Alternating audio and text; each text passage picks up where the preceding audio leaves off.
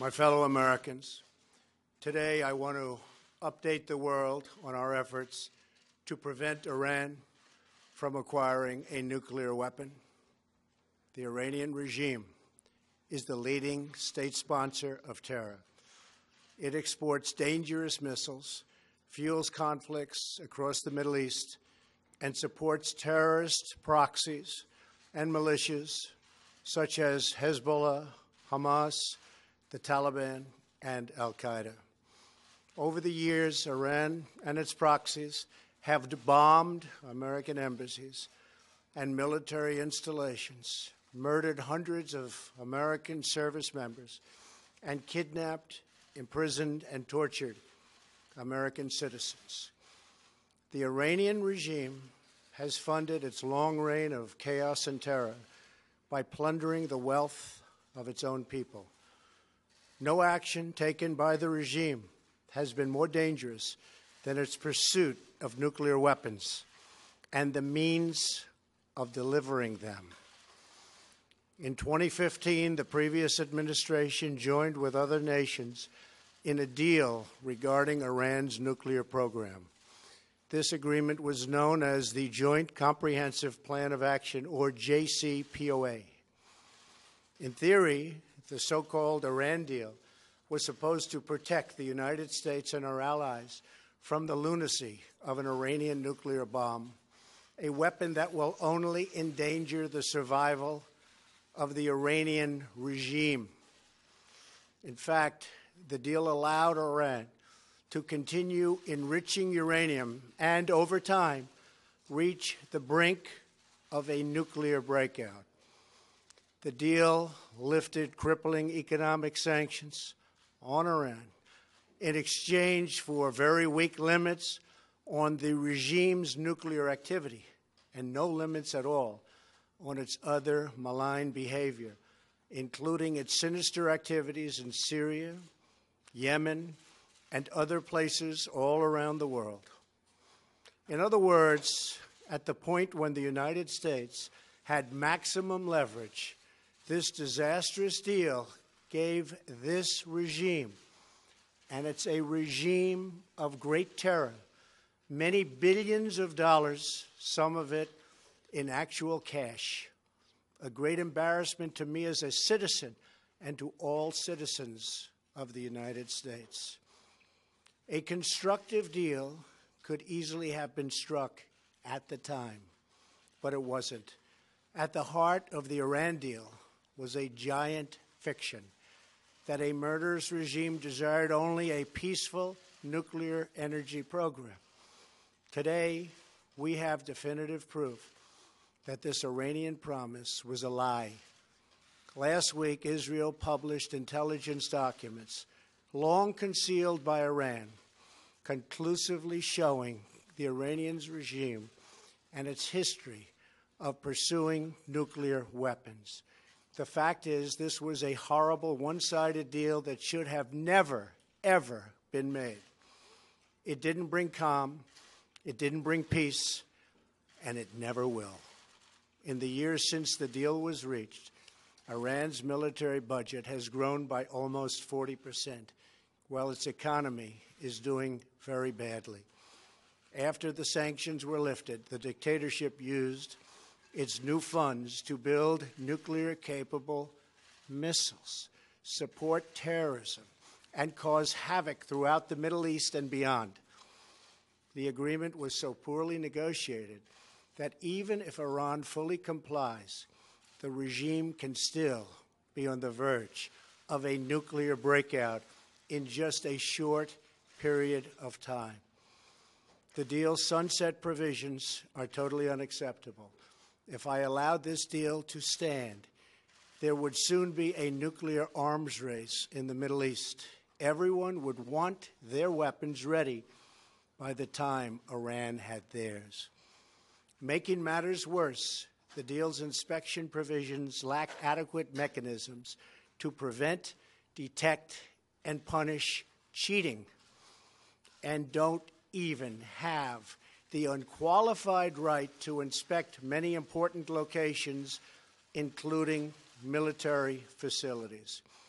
Not only does the deal fail to halt Iran's nuclear ambitions, but it also fails to address the regime's development of ballistic missiles that could deliver nuclear warheads. Finally, the deal does nothing to constrain Iran's destabilizing activities, including its support for terrorism. Since the agreement, Iran's bloody ambitions have grown only more brazen. In light of these glaring flaws, I announced last October that the Iran deal must either be renegotiated or terminated. 3 months later, on January 12th, I repeated these conditions. I made clear that if the deal could not be fixed, the United States would no longer be a party to the agreement. Over the past few months, we have engaged extensively with our allies and partners around the world, including France, Germany, and the United Kingdom. We have also consulted with our friends from across the Middle East. We are unified in our understanding of the threat and in our conviction that Iran must never acquire a nuclear weapon. After these consultations, it is clear to me that we cannot prevent an Iranian nuclear bomb under the decaying and rotten structure of the current agreement. The Iran deal is defective at its core. If we do nothing, we know exactly what will happen. In just a short period of time, the world's leading state sponsor of terror will be on the cusp of acquiring the world's most dangerous weapons. Therefore, I am announcing today that the United States will withdraw from the Iran nuclear deal. In a few moments, I will sign a presidential memorandum to begin reinstating U.S. nuclear sanctions on the Iranian regime. We will be instituting the highest level of economic sanction. Any nation that helps Iran in its quest for nuclear weapons could also be strongly sanctioned by the United States. America will not be held hostage to nuclear blackmail. We will not allow American cities to be threatened with destruction, and we will not allow a regime that chants death to America to gain access to the most deadly weapons on earth. Today's action sends a critical message. The United States no longer makes empty threats. When I make promises, I keep them. In fact, at this very moment, Secretary Pompeo is on his way to North Korea in preparation for my upcoming meeting with Kim Jong-un. Plans are being made, relationships are building. Hopefully a deal will happen, and with the help of China, South Korea, and Japan, a future of great prosperity and security can be achieved for everyone. As we exit the Iran deal, we will be working with our allies to find a real, comprehensive, and lasting solution to the Iranian nuclear threat. This will include efforts to eliminate the threat of Iran's ballistic missile program, to stop its terrorist activities worldwide, and to block its menacing activity across the Middle East. In the meantime, powerful sanctions will go into full effect.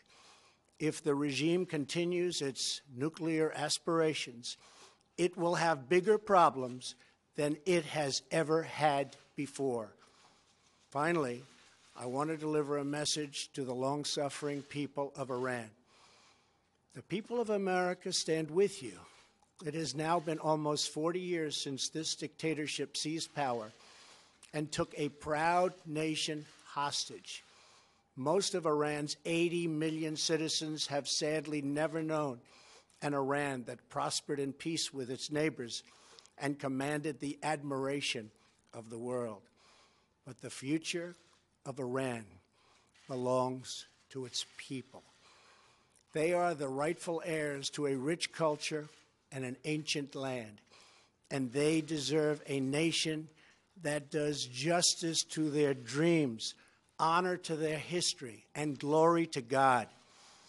Iran's leaders will naturally say that they refuse to negotiate a new deal. They refuse, and that's fine. I'd probably say the same thing if I was in their position. But the fact is, they are going to want to make a new and lasting deal, one that benefits all of Iran and the Iranian people. When they do, I am ready, willing, and able. Great things can happen for Iran, and great things can happen for the peace and stability that we all want in the Middle East. There has been enough suffering, death, and destruction. Let it end now. Thank you. God bless you. Thank you.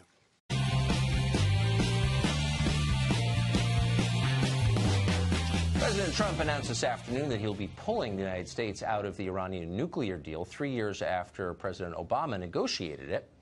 The president has promised to kill this deal for a long time. He talked about it a lot on the campaign trail. He won the election, so no one should be surprised that he did it. When the deal was created, it was negotiated, by the way, by two groups, Iran and the Obama State Department, neither of which had America's interests at heart. So it's hard to feel too sad about the death of the deal. Still, you have to wonder what it means. Will it take America closer to war with Iran? And if it does, are we prepared to fight that war? Or does it make lasting peace more certain? Michael Anton was a national security official in the Trump administration. He's just re-entered the private sector, and he joins us tonight. Michael Anton, thanks for coming on. Hey, thanks for having me. There's certainly no defense of the deal, which I took as a matter of faith was negotiated in bad faith and not on behalf of American voters. But you got to kind of wonder. Here, Ambassador Bolton goes into the administration, and almost immediately there's a missile strike against Syria, and the Iran deal is scuttled. He has said repeatedly that he would like conflict with Iran. So the question is, are we moving toward that? I think just the opposite. In fact, what the Iran deal did is it gave the Iranian regime a windfall, first a cash windfall and then a business windfall. Yes. By lifting sanctions, by allowing countries that have long wanted to do business with Iran back in.